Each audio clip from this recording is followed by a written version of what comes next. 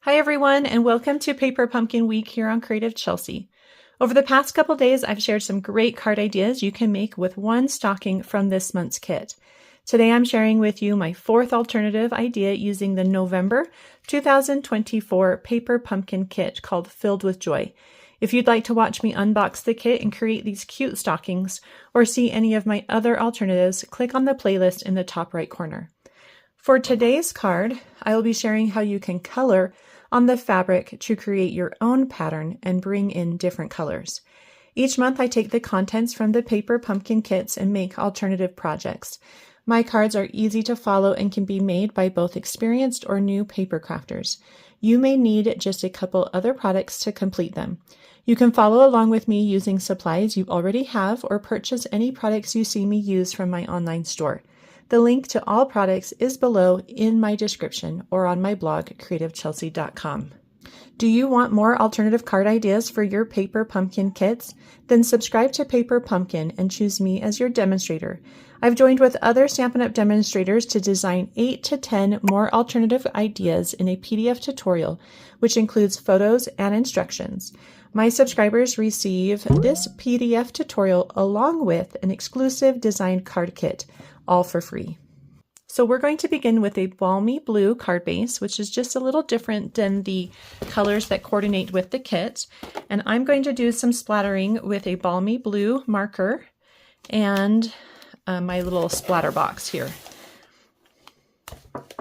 And just kind of splatter all over, mainly focusing along the edges because we're going to put stuff in the middle. All right, so it's going to look something like this.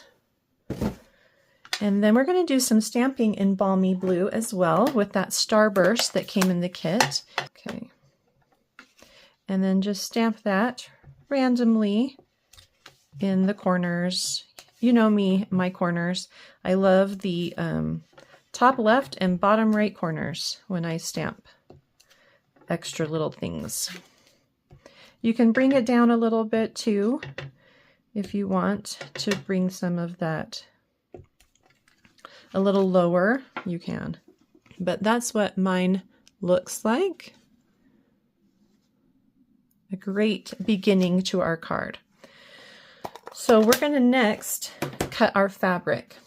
So we've got this is the second piece of our fabric stocking. And if you missed the video where I show you how to cut up the stocking, make sure to jump over and watch that by clicking on that playlist up here in the top right corner. And then you can come back and finish this video. So we have placed some adhesive sheet on the back. Oh, this is the wrong paper trimmer. And I need to cut this down to a rectangle that's about 2.5 inches by 4.5 inches. And so I'm going to begin by taking that straight edge there and putting it at the top of my paper trimmer. I do recommend using a rotary paper trimmer for something like this. Your normal Stampin' Up! One won't work. If you do have a guillotine one, that might work. So you can give that a try. I'm going to come over and cut it at about 4.5 inches.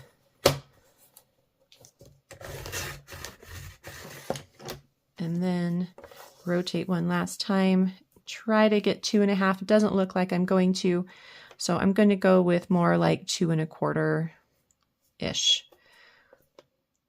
As much as I can. Oops. I'm going to flip it around so I can hold it in place.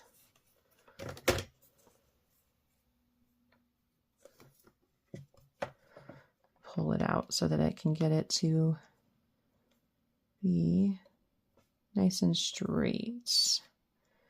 Okay. All right. So my final dimension is just a little bit thinner than 2.5, but do what you can get out of it. All right. So we're going to do a really fun technique here. And I'm going to color on the fabric to create my own pattern. And I want a striped pattern with the stripes going horizontal. And I'm going to use my balmy blue Stampin' Right marker. Now I did try this same technique with my balmy blue blends. And I want to just show you on some scratch paper here what happens. So the blends, they bleed, okay? So there's the blends, but the markers, they don't, okay? So you can kind of see the difference here. That's kind of hard to believe that they're supposed to be the same color, but they are. So I'm going to use my marker. And this doesn't have to be perfect. I'm going to begin by adding it at the top. I like having color at the top of my patterns. Sometimes I don't always get it. So it's going to look like that. And then you decide, how wide do you want your strips? And I like to just quickly do one going all the way across and then just going in and darkening it up.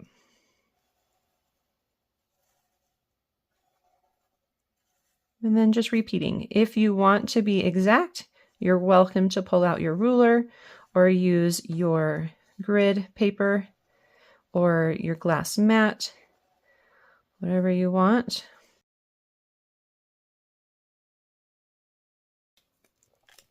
Normally I would want another color at the bottom, but I'm not going to squeeze in another row there. Okay, so that's really fun, but I wanted it to pop a little bit more. And so what I decided to do was pull in my white gel pen. And right along the top of this blue strip, I'm just going to go in and add a little bit of white. A nice thin layer, just sitting right at the top. So I'm not exactly touching the blue color if I can help it. I'm just kind of sitting right at the top of it. If you do go over the ink, what will happen is you'll just get a light blue color instead of pure white. So do try to keep it off the ink if you can. If not, that's fine.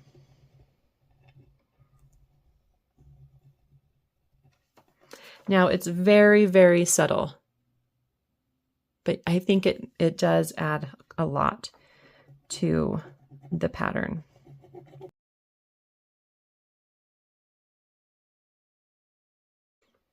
What do you think? Can you see how that totally changed the pattern? I like it.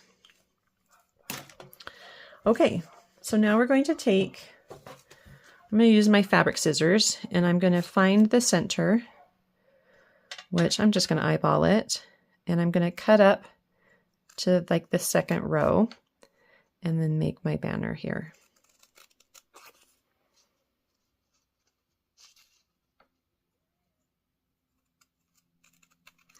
And this fabric is so much easier to cut because of that adhesive sheet that we've added to the back. Okay, isn't that so cute? Okay. All right, what I would suggest doing is just having a little piece sticking out like that and then laying it down where you want it. So making sure it's in the center before you add it. Okay.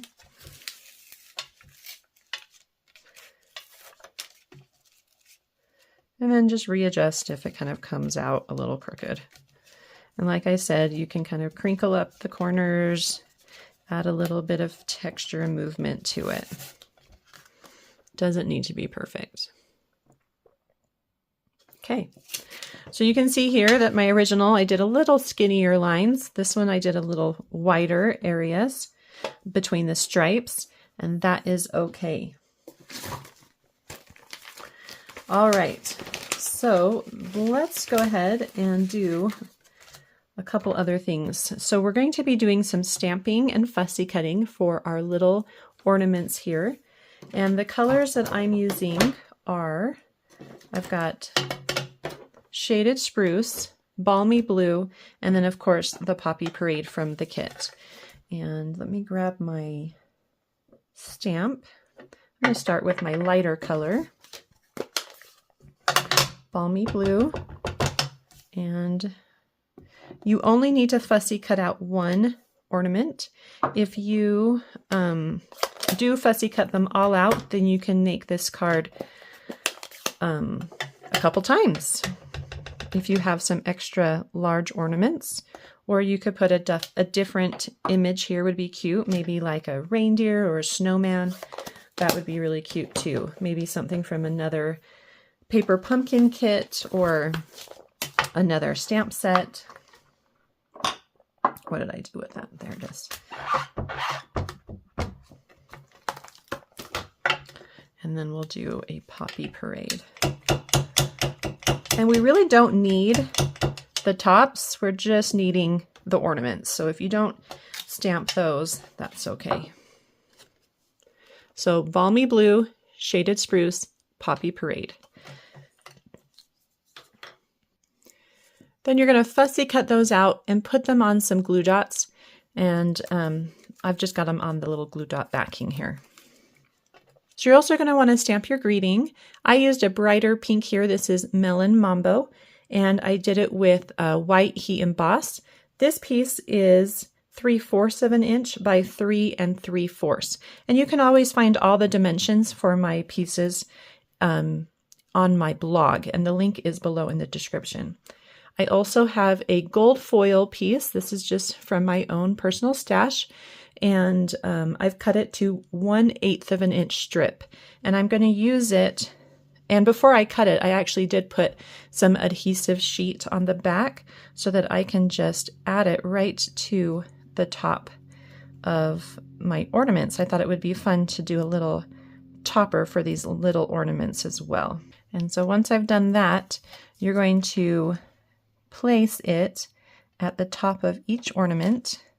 And I'm just going to do this on that strip of glue dots so that it can come off easier. And then just cut it down to fit. It's really quite easy. I did not pre-cut these because I'm not really sure how big to do them. So you kind of just need to eyeball, you know, how big you want these little toppers. They can be, some can be big, some can be small, some can go beyond the ornament just a little bit, but you can make a ton out of that one little gold strip. Okay, so it's going to look something like that. I think it's going to be really cute on our card. So let's go ahead and start adding some of these things to our card. I'm going to take some dimensionals and add it to my greeting here.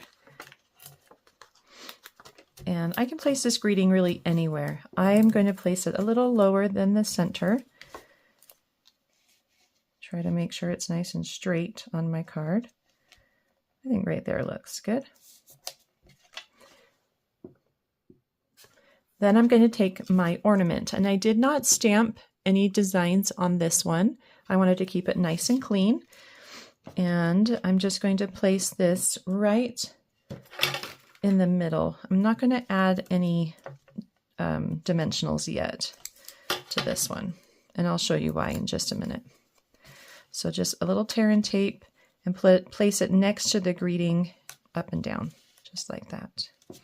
And I did add a tag topper to that one just to mimic the tag toppers on my little ones. Now I'm going to take this and just place them where I want to add them. And I'm going to copy the color placement and not the shape placement. Okay.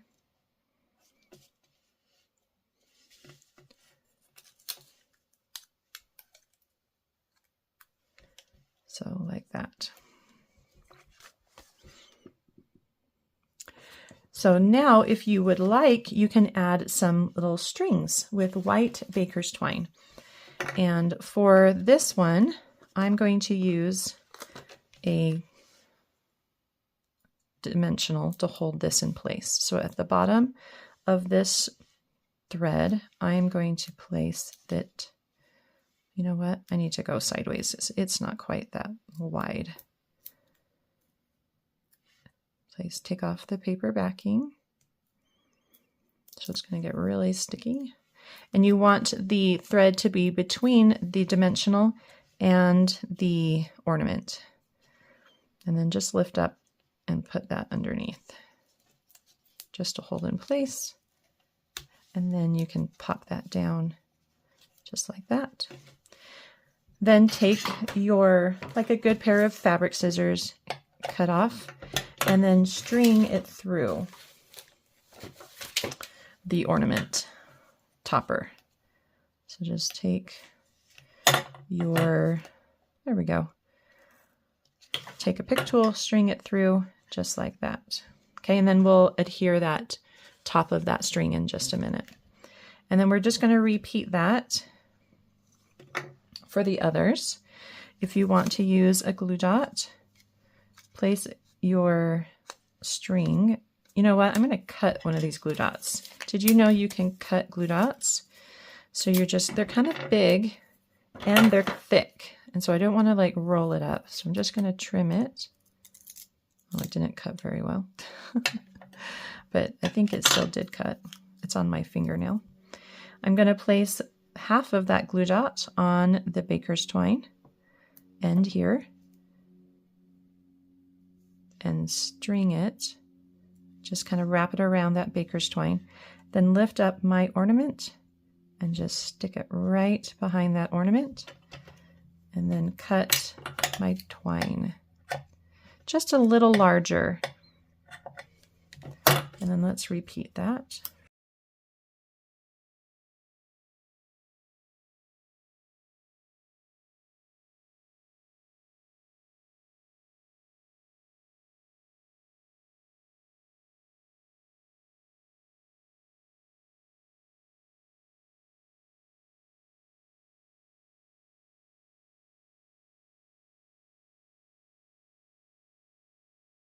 And stick it underneath this one. Now this one is a little unique because it doesn't go all the way to the top. This one will go just underneath the strip. So I'm going to just cut it about there, and then we'll tuck it underneath. And we can do that right now. That one actually doesn't need any adhesive at the top. So just go ahead and tuck that underneath. Make sure it looks straight. Just like that. Isn't that cute? And there's those. So we're now going to take the other half and we're going to pop it on our card right where we want the top of the string to sit. Okay, so just like that. And it doesn't need to be tight. You can decide. I can see my glue dot, so what I'm going to do is just push it underneath the twine, okay? So that it's all underneath that twine there, and then I can trim off any excess. So let's do that again.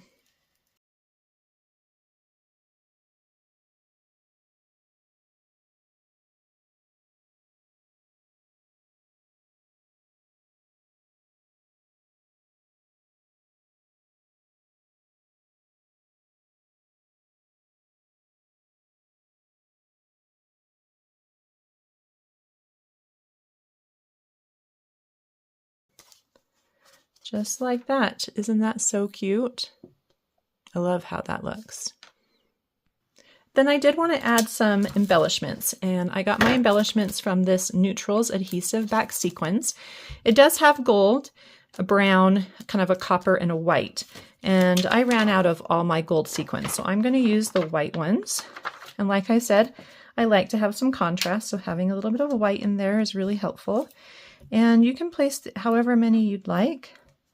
I'm going to just do a couple here and there, just to add another little fun touch to my card. And my card's all done. Well, I hope you enjoyed watching me create this fun card today. If you're interested in getting written instructions or seeing close-up images on how I created this card, you can visit my blog, creativechelsey.com. If you would like to subscribe to get your own paper pumpkin kit, please do so using the link in the description box below. Thanks so much for watching. Have a creative day. Bye.